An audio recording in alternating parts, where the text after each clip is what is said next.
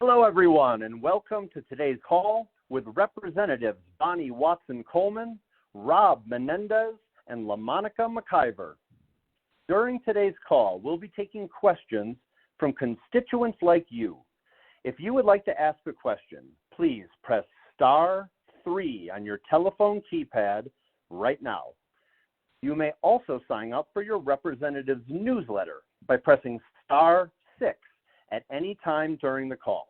Again, please press *3 if you would like to ask a question, or *6 to subscribe to your representative's newsletter. And if you would like to listen to this call in Spanish, press *0. With that, I will turn it over to Representative Rob Menendez for his opening remarks. Thanks so much, Chris. Thanks to everyone for joining us tonight.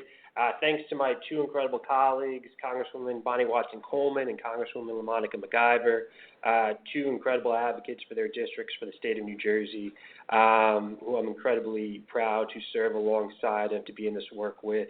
Listen, it's been a difficult 13 months, and the last several days and weeks have been especially difficult for so many.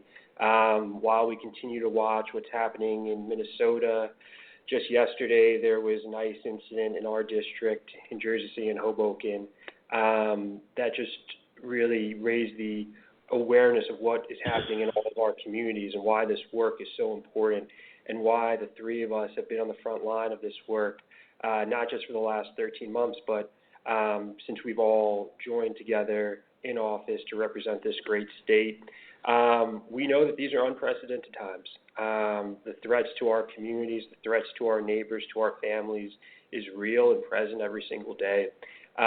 We wear that responsibility. We feel that weight in the work that we do. We are not just pursuing traditional legislative means of reigning in this administration, but going beyond that in our ability to conduct oversight, which is what you saw outside Delaney Hall, inside Delaney Hall, and at Elizabeth Detention Center, what you saw in our ability to go to Minnesota to do a field hearing, the trainings that we've done the last several months to make sure that our community members have the information and knowledge that they need to feel as safe as they can in these extremely difficult times. I believe all three of us have been, or we're original co-sponsors on the articles of impeachment against Secretary Noem, because she is one of the people directly responsible for all of the harm that is being done to our communities. And so we know these are challenging times. We hold our neighbors close, and we understand the fears that they go to sleep with and wake up with. And that's what drives our work every single day, and why we wanted to have this town hall, so you can hear from us on the work that we're doing, and so we can hear from you and answer any questions that you have. So with that, I'd love to give the floor to my incredible colleague, my North Star, Congresswoman Watson Coleman.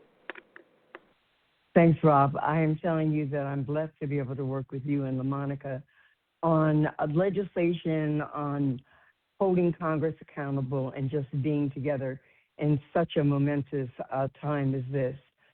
In the last few months, we've seen horrific images coming out of Los Angeles, Chicago, and Minneapolis. ICE is simply out of control, even in New Jersey.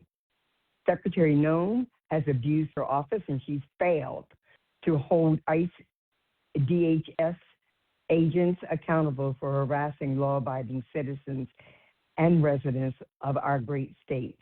It's been widely reported that there are actually quotas that have been established by Noem and Stephen Miller to deport increasing numbers of people, at least 3,000 a day.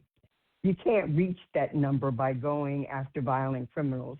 Finding and arresting criminals is much harder. They don't leave their address. They don't leave calling cards. They're not in your community, in your face. It's easier to harass individuals who are simply trying to go about their work and their lives in their communities. And that's exactly what ICE has been doing.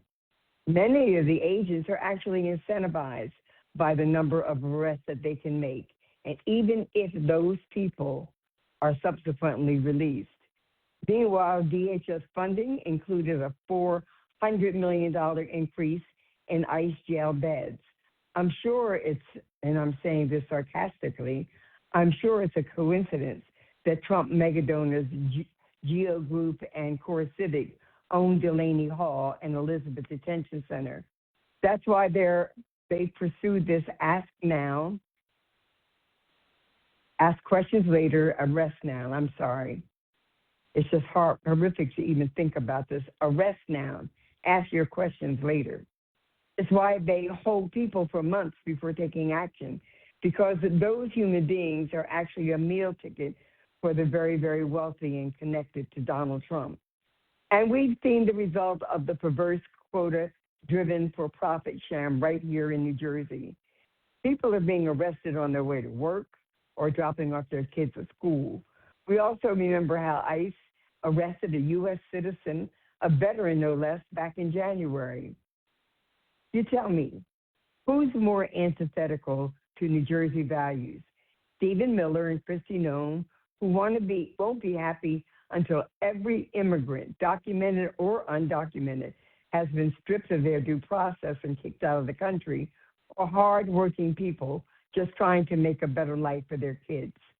ICE agents spraying protesters in the face with chemicals while they're pinned to the ground, or VA nurse whose last action before he was killed by ICE was to try to help a woman who had been pepper sprayed in the face. In the last few weeks, we've seen ICE kill 3 United States citizens: Keith Porter in Los Angeles, Renee Nicole Good, and Alex Preddy in Minneapolis. Each of these demand a full and independent investigation. I, like you, was horrified by what I saw. I don't really understand this America that Trump is advancing. This is not my America. ICE needs to be dismantled and replaced with an immigration system that respects the dignity of all people. And I'm so glad that we're having this opportunity to have this conversation and to hear from our constituents as to what they need to know and what they want from all of us. Thank you. And now I get a chance to turn this over to our newbie, our princess, Congresswoman McIver, who's fighting every day for each and every one of you. Congresswoman McIver. Thank you so much, Queen Bonnie Watson Coleman. Thank you so much for the introduction. Good evening, everyone, and thank you all for spending your time with us tonight. We need you. We need your voices, and we mean to protect you as you protect your communities, as I know you are ready to do. I'm grateful to be here alongside my amazing colleagues, Reps Menendez and Rep Watson Coleman as well. I'm glad to fight alongside them in Congress each and every day. Like many of you, I'm furious. We have seen people killed by ICE agents for simply documenting their conduct and exposing what ICE wants to keep hidden. They know that the threat of being caught, oversight, prevents abuses and uncovers them when they occur.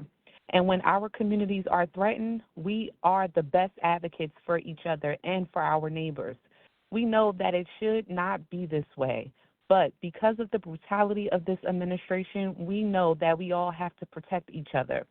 I'm still processing the horror in the clips we've seen from the murders of Alex and Renee. When we support each other, whether it be recording and posting an ICE operation or protesting in the streets, there is great power found in our collective resistance to accepting this regime as the norm. But we have to do it safely. That is why we, as your representatives, are here to give you the tools that you need. We can keep you updated and lend a hand as we navigate this moment for our country and for our communities. We're all showing up for each other any way we can. For me, that means using my office as a resource to speak up for you and answer your questions, because my goal is to support New Jersey's 10th. I am here, we are here to get you the resources you need to do this work together and to do it safely. The more we keep pushing, the more we're seeing Trump's regime start to crack. And if we rally together to protect others, demanding dignity and respect, we'll get the accountability and oversight our neighbors deserve. Thank you so much. With that, I'll turn it back over. Thank you all very much for those opening remarks. I'd like to remind everyone on this call that we would like to hear from you. And if you have a question you would like to ask during the call, all you have to do is press *3 on your telephone keypad. Again, that's *3 to ask a question. If you would like to sign up for your representative's e-newsletter, press *6. And if you would like to listen to this call in Spanish, please press *0. And right now, let's get to our first question. Our first question was addressed to Congressman Menendez. Congressman, will you offer legal observer training in your districts? Yeah, absolutely. We did one last Thursday with the New Jersey Alliance for Immigrant Justice and our friends Amy and Dante there. We're having another training this Thursday with ACLU New Jersey, and we're going to make that information public, I think, in either after this call or definitely by tomorrow. So we hope that people can join that.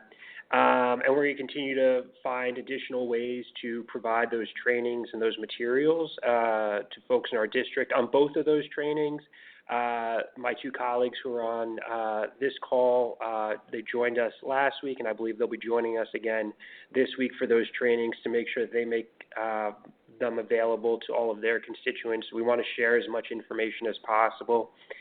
In addition to the legal observer trainings, we have on our website, menendez.house.gov, Know Your Rights materials, which are available in, I think, about 13 different languages. They can be shared. We've handed out printed copies throughout the district. But we're going to keep pushing out resources to all of our constituents. We're going to continue to try to work with nonprofits and advocacy groups to make sure that we are providing all the information, all of the training, all of the knowledge that we can. So please look out for that training on Thursday, and there will be additional opportunities moving forward. And if there's anything that you're looking for, please let our office know, and we'll do everything that we can. If we can't do the training ourselves, we'll work to find a group that can, and we'll work with them to get that training made available to you. So please don't hesitate to reach out and let us know. Thank you, Congressman. Can I just tag on, Chris, Absolutely. I just tag on to that and say that we're also going to do some trainings, and I'm sure that LaMonica and Rob are going to be on ours as well. It is our intention to inform and equip people with all the resources all over the state of New Jersey, irrespective of what district their representative is, because I'm not so sure that people in the 2nd and the 7th and other districts are getting the kind of information that they need, and the 3rd. So we will try to fill in the gap for them as well. Thank you so much. A quick reminder once again, if you would like to ask a question during this call, please press *3 on your telephone keypad.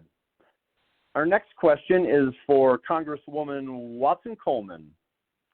And the question is, what can Congress do to rein in Trump's lawlessness?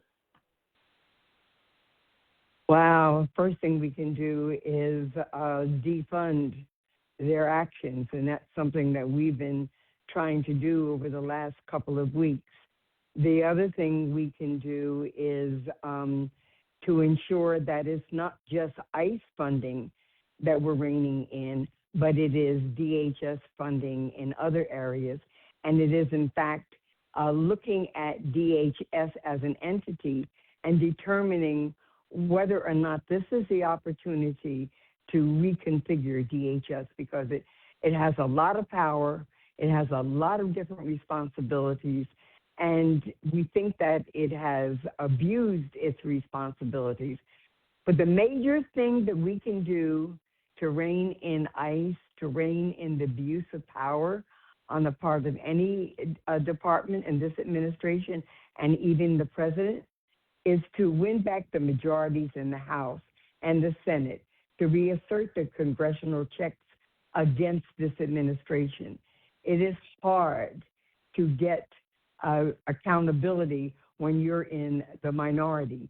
We had the rare opportunity when Akeem Jeffries put a discharge petition in for the Affordable Care Act, and we were able to convince Republicans to join it so that we could vote to try to save the ACA subsidies. But I'm going to tell you, it's hard getting Republicans in the House and in the Senate to do anything that they think will curry anger from this president. And so we've got to make sure that everybody knows how important the voting is, the consequences of all elections, and that we're going to make sure that we have a majority in the House and hopefully in the Senate that will bring back the sanity, the regular order, and the dignity and respect. And I want to say one last thing. This government of By and for the people of Minneapolis, in whom I am so grateful and so proud, have brought this government to a point where it has to recognize that the people collectively have power. Public sentiment, as President Lincoln would say, is everything.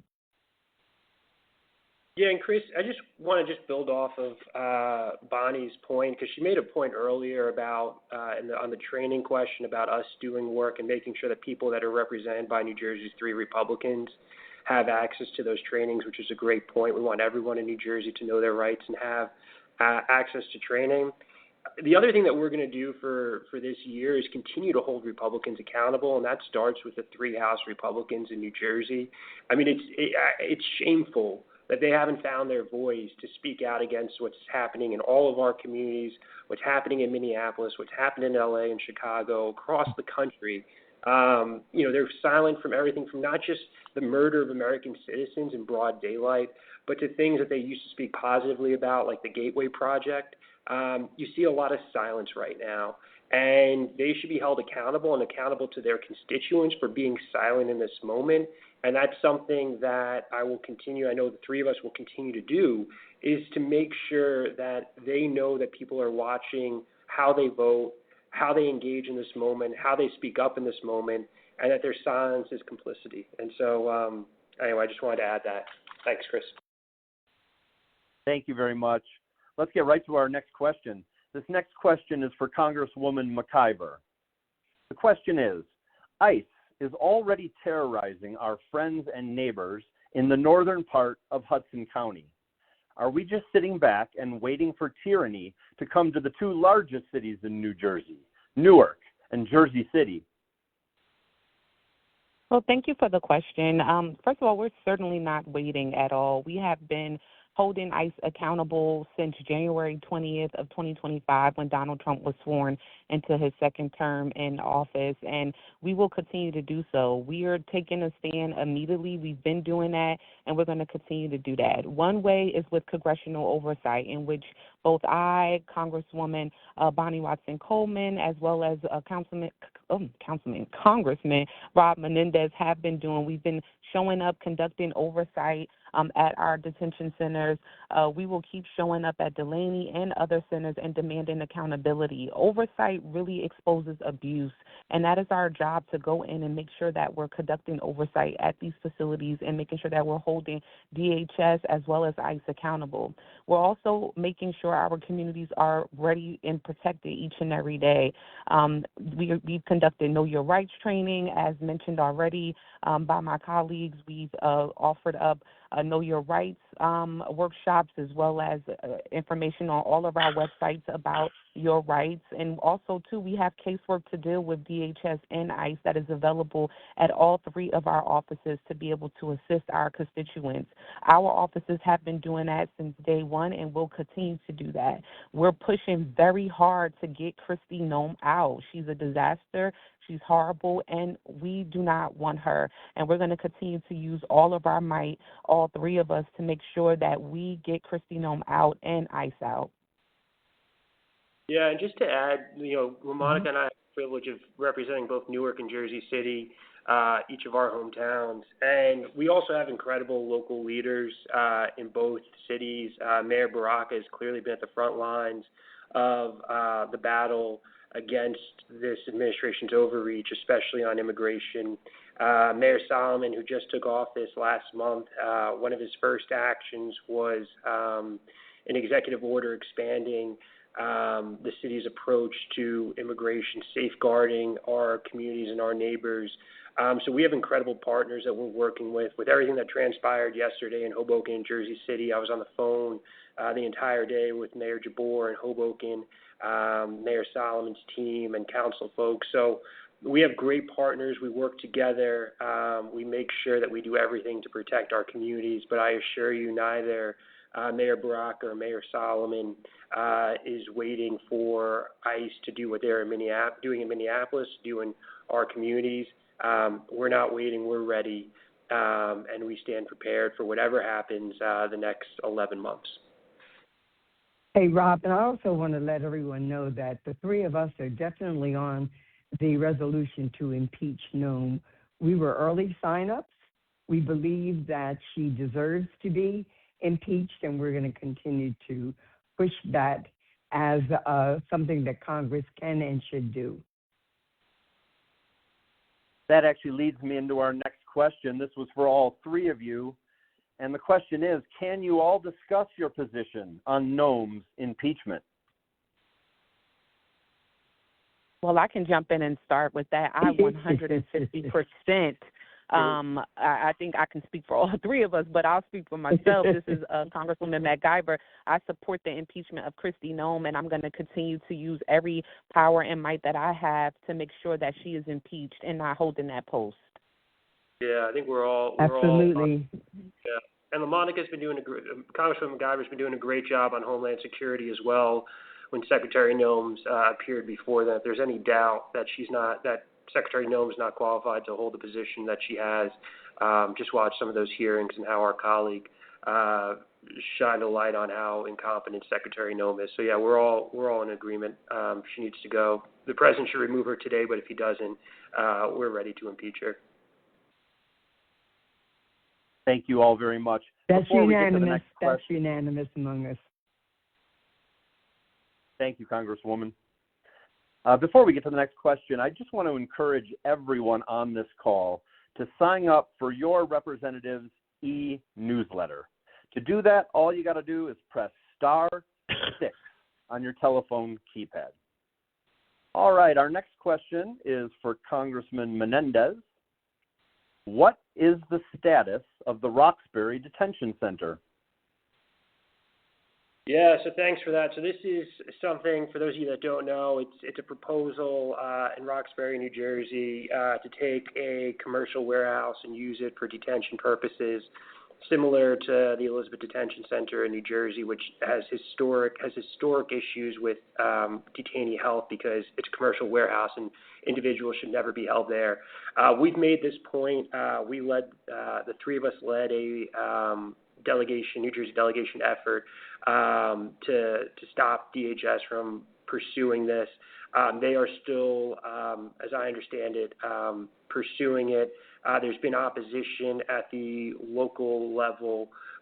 We've engaged with stakeholders to help organize an effort to build as much public opposition to this as possible. We're going to continue to do that. I think something that's important for people to know is that the three of us were calling for the end of private detention centers with the last administration, right? Because I know people think, and the prior question did sort of allude to this, like, well, what are we doing? What are we waiting for? Is we weren't waiting for President Trump to be inaugurated. Three of us just fundamentally do not believe private detention centers should operate not just in New Jersey, but in this country. We 3,000% do not believe that you should be using commercial warehouses to hold fellow human beings and neighbors. So we're going to continue to work to stop this from happening. And we're also going to call out our Republican colleague that represents Roxbury, who's been absolutely silent on this, and making sure that he knows that the people of his district do not want this in their backyard. So unfortunately still under consideration, but it's something that we are working on every single day, and you're actually going to see, I believe in the next couple of days, more work, the work that we're doing being made public so you can participate in it as well. Yeah, thanks, Rob. And you know what? We'll also see the piece of legislation that we're sponsoring that would prohibit the use of any federal funds to create one of these detention facilities in any kind of facility that looks like a warehouse.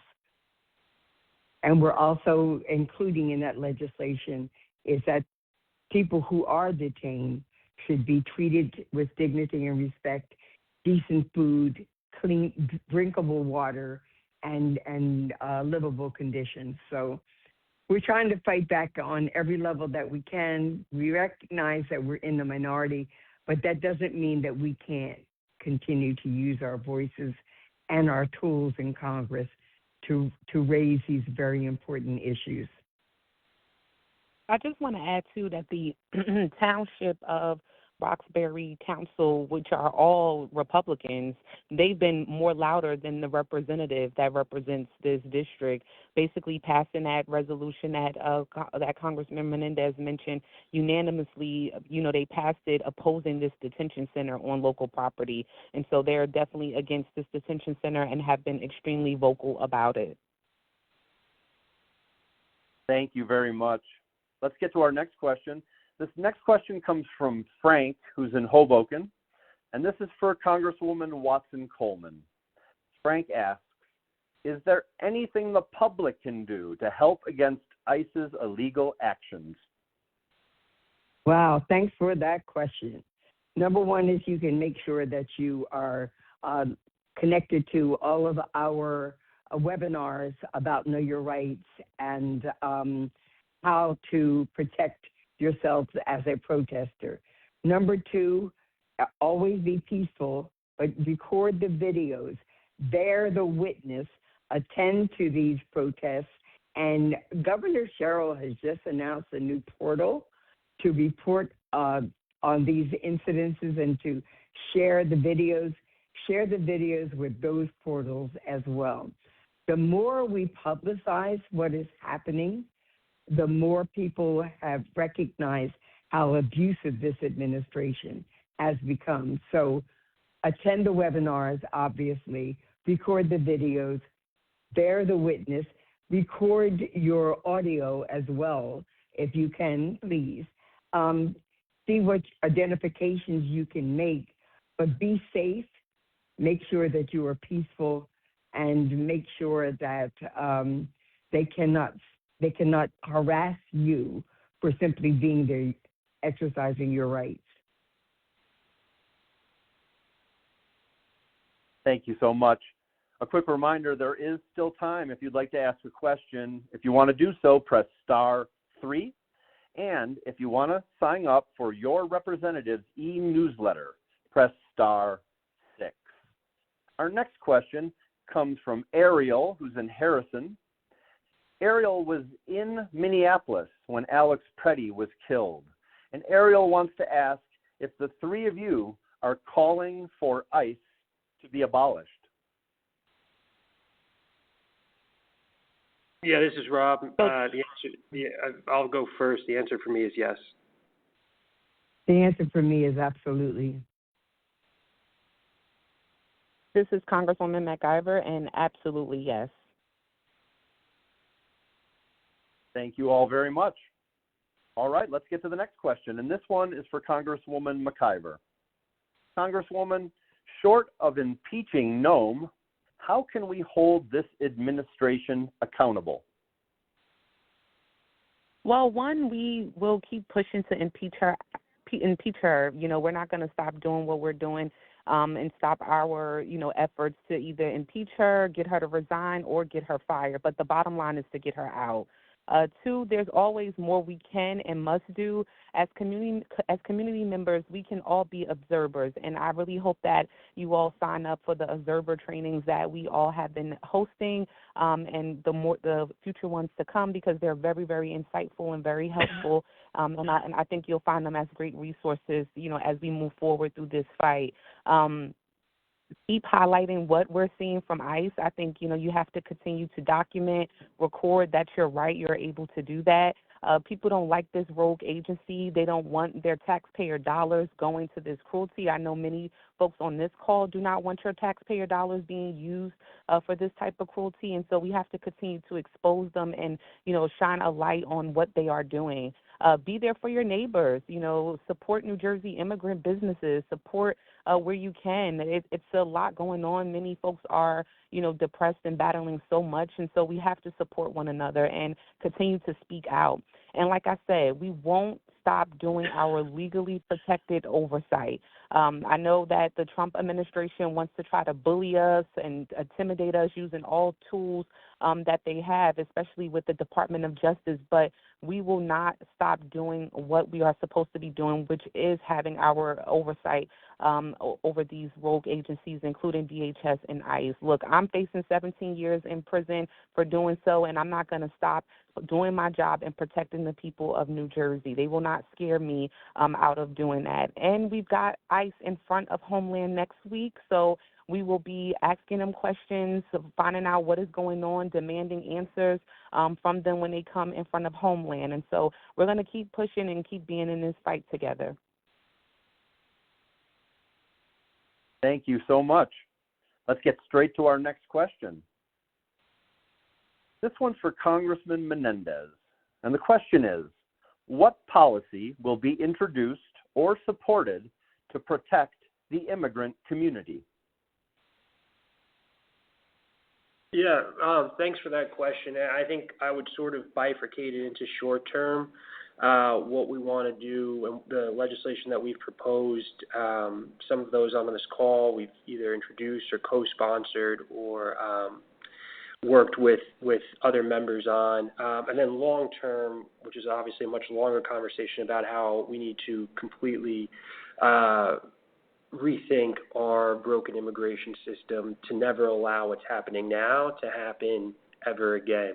But obviously a much longer conversation. In the short term, things that we are doing. We know that ICE being masked and unidentifiable is actually causing more harm to our community. We've all, I believe, are on legislation that would require ICE to identify themselves, to end the use of face mask and similar things, because we also know, I think there was actually something out in Newark in the last day or so where, because of how non-law enforcement-esque ICE is acting, there are bad actors who are engaging in criminal behavior, pretending to be ICE officers. And so we know that our communities are less safe having ICE and paramilitaries in them.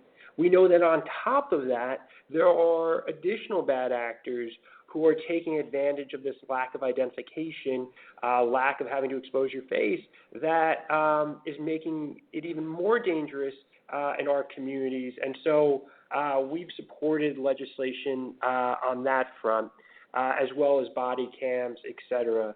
All three of us have been vocal and consistent in ending private detention centers. We know, we've visited, we've been there, we've conducted oversight of them, especially at Delaney Hall. We know that the conditions are not safe for our neighbors, and have supported legislation to end private detention centers. Senator Booker, our colleague, Congressman Jayapal, have legislation that was just reintroduced as Congress. I believe we were all on it. We all just said earlier we need to end ICE. We need to abolish ICE. It can no longer exist. We need to not just rethink what our immigration system looks like and how we can actually have more protected pathways to protected status, more pathways to citizenship, but also ensure that our enforcement of immigration laws and laws that need to be corrected doesn't result in what you're seeing. There's no way to fix ICE. DHS, as a general matter, needs to be restructured because of its complete mission drift and now putting Americans at danger in all of our communities. What else? We all voted against the last Homeland Security appropriations bill that came to the floor. a number of things. There's a lot of good legislation out there. Believe we are all on major pieces of legislation. We're going to continue to push for accountability, whether through the legislative process, through oversight, through hearings. But those are just a handful of ways on the legislative front to answer that question, and a lot more to do. Thank you so much. Next up, we have a question directed to Congresswoman Watson Coleman. What would be the quickest, most massive, and peaceful way to demonstrate the majority of the people's wish to deter the unlawful actions of ICE? Okay, I'm gonna hit that answer, but I also wanted to say something about the fact that there are other legislative initiatives that would prohibit for-profit prisons. That's legislation that I have introduced every year since I've been here. And then there's the ICE Visibility Act that makes them have to identify themselves. So now, what would be the quickest, most massive and peaceful way to demonstrate against ICE? Well, you see what's happening in Minneapolis. You see what's happening in other cities across the country. There are massive demonstrations. And New Jersey needs to stop segueing or isolating its protestations in one town or one part of the state. And we need to agree on doing a massive demonstration, peaceful demonstration in the state, because it keeps people alerted that the problem still exists. And I'm going to tell you, we're really concerned about Kristi Noem. She has no business being in this position because she's abusive and incompetent. And if we can show constantly that incompetence, those mistakes that she's making, those lies that she's telling, I am telling you that Trump, with his ego, Trump will dump. He will dump her because he always tries to separate himself from negatives that are ensnaring him in controversy. So let us think about what New Jersey should look like in terms of coming out and showing our collective north, south, east, west, a peaceful demonstration against ICE being out of control. Thank you so much. Our next question is directed to Congresswoman McIver. Congresswoman, how can we assist families who are afraid to leave their homes? So thank you for the question. It's really one that hits personally, for me, as my daughter came home last week and told me about one of her friends in her classroom that their family had self-deported. And, they were heartbroken, and it's impacting. It's a domino effect of what we see happening around immigration in our country. And I just think people don't understand all of the different concepts that, hits at home with what's going on right now. I would say, offer to walk kids to school, set up a phone tree with your neighbors, keep being an ICE observer. Once again, I just want to keep shouting out the observer trainings that we've hosted, but also those that are coming up, just to be able to, make sure you can hop on one. They're usually virtual and offer many, many resources in order to help you be an ICE observer safely. Show people you're on their side, right? Just be a caring human being. Right now with this president and this administration, they've really taken the humanity out of leadership in this, White House, and it's honestly disgusting. And it's heartbreaking, and it's really sad to watch this happen. Our offices are here for you. We're here for you all the time, ready to serve you. And please reach out to us. All of us, have caseworkers who are able to help if your loved one has been detained and you need assistance. My website is McIver.house.gov, but each of us, rather it's Menendez.house.gov, or WatsonColeman.house.gov, we are here to be of service to you and assist you and your families and your neighbors in any way that we can. Yeah, if I could just... Also, may I add to that?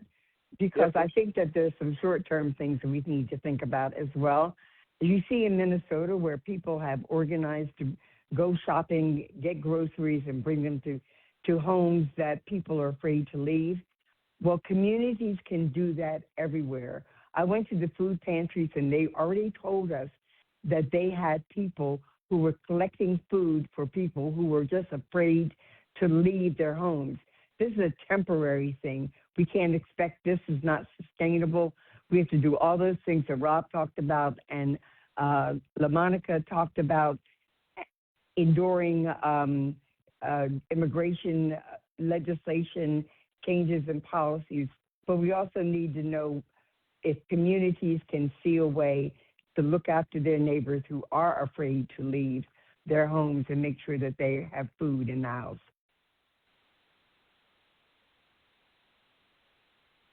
Thanks very much. This next question was directed to Congressman Menendez, but it's really a request for all three of you. And the question was, would the representatives post on their sites what ICE and Border Patrol agents are allowed to do?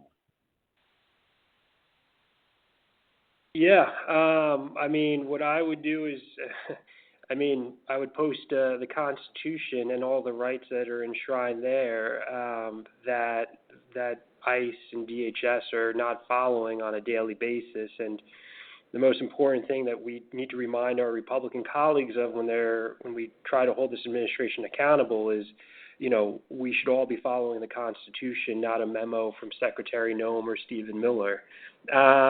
So we can look into that. Happy to, again, provide whatever information would be helpful. But really, the reason that, as we all mentioned earlier, ICE is beyond reform is the blatant constitutional violations that occur every single day.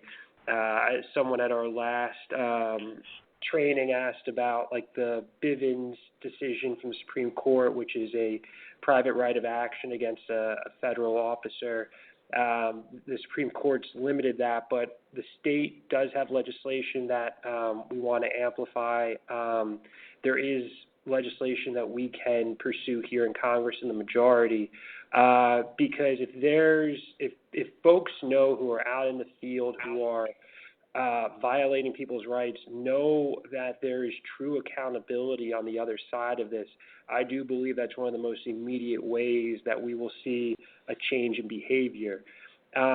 We also know that when individuals are empowered knowing their rights, they know that there's community members who are close by who also know those rights and film and record. We keep each other safe in these times where ICE and DHS are far exceeding any legal authority that they have. So I would just encourage people to go to our websites, avail yourselves of the Know Your Rights training, of the Legal Observer trainings, and simultaneously we're going to continue to push this administration, push DHS and ICE to abide by the Constitution. If we do that, there will be greater safeguards. But right now, we're just seeing, whether it's in Hoboken or Jersey City, Morristown, Princeton, or Newark, this administration has gone too far, and ICE has been the primary culprit in that. Again, why we all believe that ICE is beyond fixing and needs to be abolished. But again, we'll talk with our teams about some additional information as to what ICE, CBP are supposed to be doing to help inform you all if there is an instance when you have to engage with them, so that way you can push them to do that which they should be doing anyway. And I'll pause there. I just wanted to add that, I agree with Tom. I'm sorry. That's okay. Go ahead, Queen Bonnie. I was just going to say I agree with everything Rob said. Yes, I was just going to say the same, and I just want to remind those that are on the call tonight that ICE is not a old agency, a decades of long agency. They've just come around post 9/11, and they are beyond reform, and that is exactly why we should abolish ICE. And just one thing, if you're talking to anyone who's skeptical about this, right, just tell them to look at what this administration is doing with the Department of Education. So, like, anyone that says, like, yeah, I'm not really sure about that, just tell them, like, look what this administration is doing with our health agencies, with our NIH, with everything that actually does good in this country. They've been able to dramatically reshape and reimagine. And so there's no reason that we can't do that with ICE. And I think it's just a helpful thing as anyone's having these conversations about where we need to go and how we need to get there. Just remind any of your Trump-supporting friends, families, neighbors, coworkers, he's already undertaken to dramatically reshape government, so we can do the same thing for the better of our country. Amen, amen. Thank you. And unfortunately, we're running a little bit short on time, so right now I'd like to hand it back to the three of you for some closing remarks. Well, I mean, you know how Monica and I feel, Bonnie. You can go first. We'll let you lead it off. Yes, we'll point to our North Thanks, Star. Rob.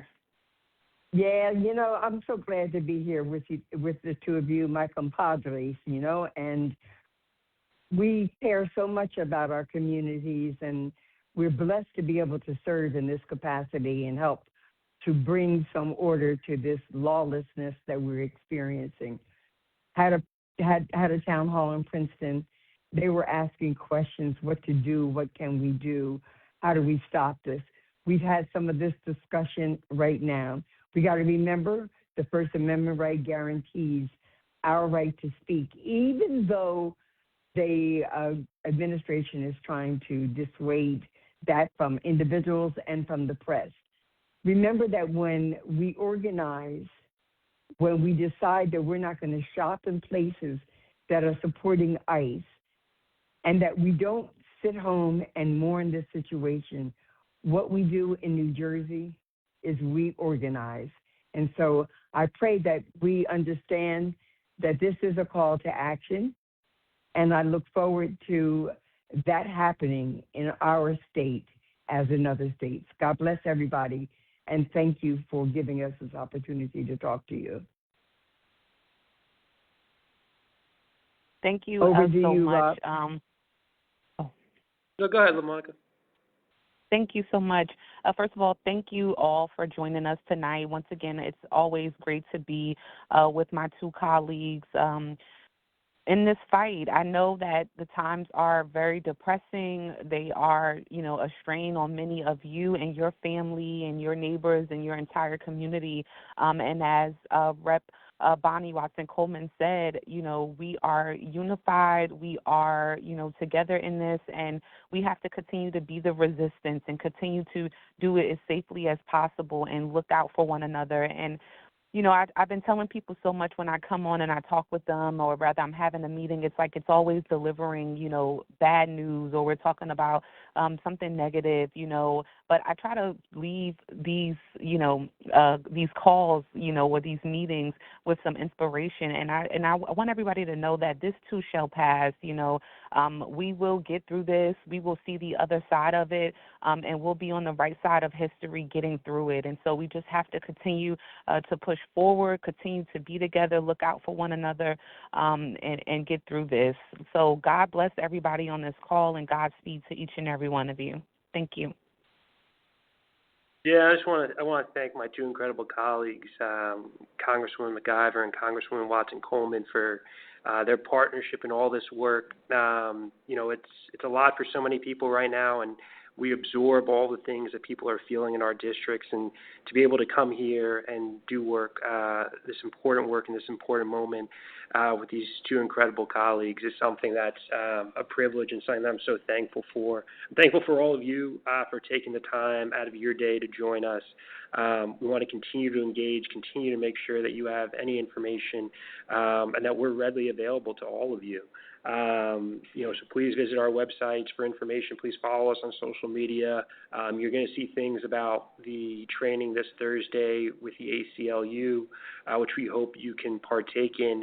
And I really just want to sort of just build off of what Congresswoman McIver closed with is, in these really challenging moments, in all this destruction, harm that's happening throughout not just our state but the country, it's important that everyone knows that we're going to navigate through this and that we are going to get through this, as hard as it is right now and as bleak as it is right now.